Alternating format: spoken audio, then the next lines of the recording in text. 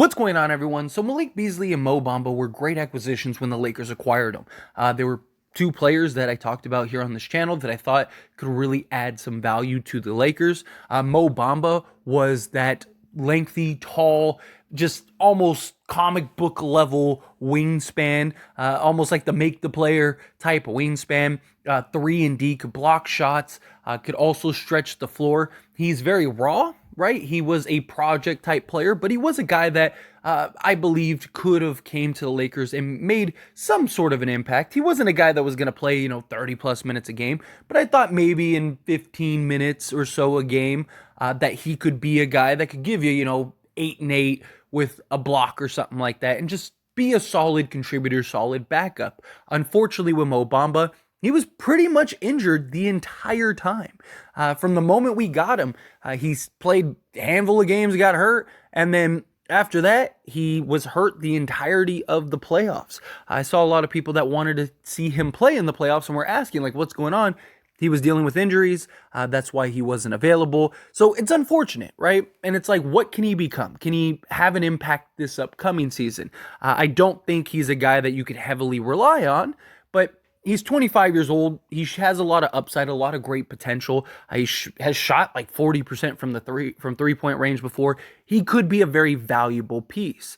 He is also under the team's control. They have the option of keeping him at $10 million a year or for another year, or they could just let him go and be money off the books. Malik Beasley, he was part of the big trade for D'Angelo Russell and Jared Vanderbilt, and the idea of Malik Beasley was perfect, right? Sharpshooter, dead-eye, high volume, high usage type guy. Give you 40% on 10 attempts per game. That has value, especially next to LeBron James. He's always been a bit of a streaky shooter, but still, that's how most of them are. Most high volume shooters are streaky. One game they'll go 2 of 10, next game they'll go 7 of 10, right? And it was like, as long as he has more opportunity and he has the ability to kind of be on the right side of that streak, you would hope that there would be more games than not, especially playing next to a LeBron James and Anthony Davis. D'Angelo Russell is a guy that can play make. And unfortunately, both of these guys were a real big disappointment. Both for very different reasons, right? Obviously, Mo Bamba, like I said, the injuries. We never really got to see what he could be, what he could do. Malik Beasley just never found his groove, right? He was always seemed to be on the wrong side of that streak. He had a couple games here and there that were just really nice, solid. He had that one game against, who was it, Oklahoma City, I think, where he had like 25 points, or no, it was the Pelicans, I believe, where he had like 25 points and the game was over by the end of the first quarter and he was just ridiculous. He has that promise. He has that ability. And I do think he has value on this Laker team. And maybe over the course of this upcoming season, he gets a full offseason, a full training camp, a full preseason, right? And then you get the regular season, chemistry, understanding where does he like the ball, where's his favorite spot, right? Maybe he could kind of be that guy we wanted him to be this upcoming season. Same thing with Mo Bamba. His ability to stretch the floor, block shots, has a lot of value. These are two guys that could make a real impact on the Lakers this season if given the opportunity and given a chance. But we got reports that the Lakers might just let these two guys go. So, according to Jovan Buha, the two players it's appearing won't be back are Mo Bamba and Malik Beasley, if only because of their contract. Buha wrote, with the aforementioned 6 names expected to return, the Lakers would be at around $120 million to $125 million, depending on the salary of Rui Hachimura. In salary before factoring in cap holds or empty roster charges, add Bamba's $10.3 million non-guaranteed salary and Beasley's $16.5 million team option, and they're pushing $150 million plus with just 8 players, and that's before including free agents like D'Angelo Russell, Dennis Schroeder, or Lonnie Walker. So now, I hope the Lakers don't just let them go, right? Don't just lose them for nothing, because they're still going to be operating as an above the cap team. And they're still going to have to pay taxes regardless. And they're still, if they let them go, are not going to be able to replace them. So you just lose them for nothing, right? There's no value. I mean, even if you could just get a couple second round picks or something like that, or a couple project guys or something, that would be better than just losing them for nothing. Ideally, if you could turn them into a Buddy Hield or a more, kind of consolidate the two into maybe like a mid-level rotation guy. Maybe not quite a blue chip guy, but a guy that could come in and be a solid piece, maybe be your 7th or 8th guy. I would much rather that than just losing them entirely. I really hope the Lakers don't just say, well, let's just cut that money, save the tax, right? You were just in the Western Conference Finals. Malik Beasley and Mo Bamba still have value. Malik Beasley still has the potential. Is he worth the $16.5 million? Not based on what we saw, but he expires next year. Worst case scenario, you have Beasley, Mo Bamba, LeBron James, potentially. You have several contracts that would come off, and you could kind of retool and do what you need to do next season, right? If you can't find that deal. Or you have these two guys that are expiring contracts that has value. Teams like that kind of thing. It's one of the reasons teams were willing to take on Russell Westbrook. The problem was that a lot of teams just didn't want to take on $47 million, right? Well, this, you could do multiple. You could take Mo Bamba and his $10 million and flip it for a guy, right? Can you go get like an Alec Burke? Or, can you go get, again, just a solid piece, a Buddy Hield, whatever, right? Same thing with a Malik Beasley.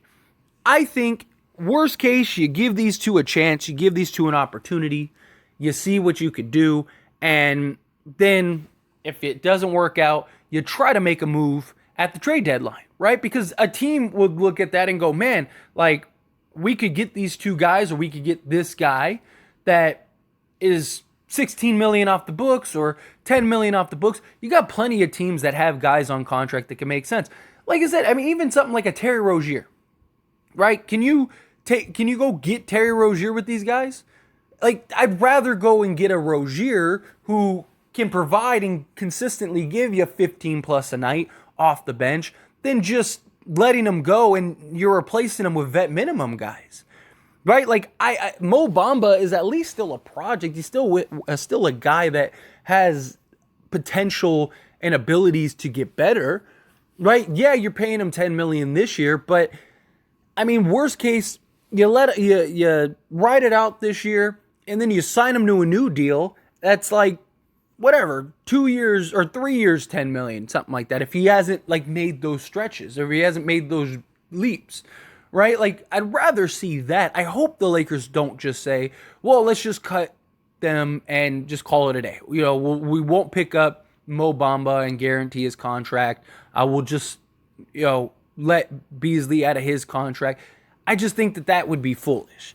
I don't think so. I mean, according to what Jovan Buha said, that they're gone if all it is for their contract, right? So there are already reports, there are already rumors that the Lakers are looking to maybe potentially make some moves or make some deals. There's a lot of talk about them wanting to take D'Angelo Russell and work out some sign and trade to trade him, right? Well, the thing is that means that a team that wants and is willing to sign and trade for D'Lo, they are going to have to want D'Angelo Russell, right? Like, no, like Dallas, D'Angelo Russell doesn't make any sense. Right? Like, so like, let's say you were going to do the Kyrie trade, right? They don't need D'Angelo. D'Angelo Russell doesn't make sense for the Dallas Mavericks, which is why you've heard the reports where Dallas is like, we don't want D'Angelo Russell. Like, we're not working on a sign and trade for D'Angelo Russell, but they may do a sign and trade for Malik Beasley and Mo Bamba just to get the assets and clear that salary. Because here's the thing. If they let Kyrie walk, the Dallas Mavericks would have a full max contract. That was one of the reasons why they traded the guys that they traded for Kyrie Irving, was because it was like, if Kyrie works, great, then we have 2 stars. If it doesn't work, then we can just let him go, and we have all this cap space to go get another player or players and kind of retool. And then even the following season, we'd have even more cap space, and we could really build a contending team over the next year or two, right? That's the idea. So D'Angelo Russell would ruin any possibility of them having that cap flexibility. So why would they want to do that? But Mo Bamba and Malik Beasley, you could take those two and maybe throw in like a Shaquille Harrison or something like that, depending on how much Kyrie's willing to or has to make, or if he's willing to take a discount or not. Then you could package them, trade them to Dallas, give Dallas, a first-round pick or both first-round picks or whatever, and they basically get 2 first-round picks for nothing. They were going to let Kyrie go anyway. They were going to let Kyrie walk anyway, right? That makes sense for Dallas. That would probably also make sense for a lot of other teams, right? So if that's the case, then you just re-sign D'Angelo Russell and you play him until you get to the trade deadline, and then you could maybe flip him at the trade deadline, right? Like, that is something, that's how I would approach this. That's how I hope that the Lakers approach this. Don't just lose valuable trade chips for no reason, right? Because, again, there will be teams that are going to want their salary, even if they don't want them as a player. Let's say Malik Beasley and Mo Bamba, let's say there's not a team in the league that's like, oh, I want those players. That's fine. But there will be several teams in the league that'll say, I want those contracts, because those contracts are valuable. You're talking $27 million to if you count the 125% rule, talking $30 million in cap space that you could clear. If you're one of these rebuilding teams or one of these teams like Chicago, for example, right? If they, let's say they do want to move off of a DeMar DeRozan, let's say things aren't going well for them, or they want to move, or they want to get something of value for, Nikola Vucevic, right? Okay, well, we don't want D'Angelo Russell because D'Lo is going to take up our cap space. But we could take these two guys and trade them DeMar DeRozan or, an Alex Caruso or a Vu or whatever, and get some free assets out of the deal, right? Get some free picks, and we clear cap space. As I mentioned with, the Terry Rozier, like, there's going to be value amongst league, or there's going to be teams that just want a pick. Hey, we can take on these two guys. It doesn't cost us anything. We just waive them, and we get the 17th pick in the draft this year, right? And all we have to give up is this, right? Like, that has value. So I hope the Lakers don't just let Malik Beasley and Mo Bamba walk.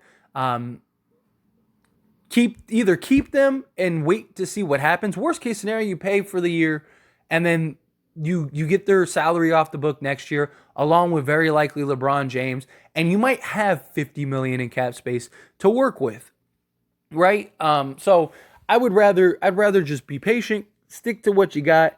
Maybe you can find a move, maybe you won't. But regardless, I still think these are two guys that could be helpful, right? These are two guys that you're not counting on to be your third, fourth best player. You're hoping that they're your seventh or eighth best player, if not ninth or 10th, right? I think these two guys are still better than what you would get at a vet minimum deal for the guys that are available in this offseason. So you might as well just keep them, especially if you're trying to contend. And maybe Malik Beasley turns it around. Maybe Mo Bamba turns into a legit two-way center. But anyway, as always, this is a discussion, so I pass the question on you. Let me know your thoughts and opinions down in the comments below. What do you think? Agree with me? Disagree? How you feel? Let me know.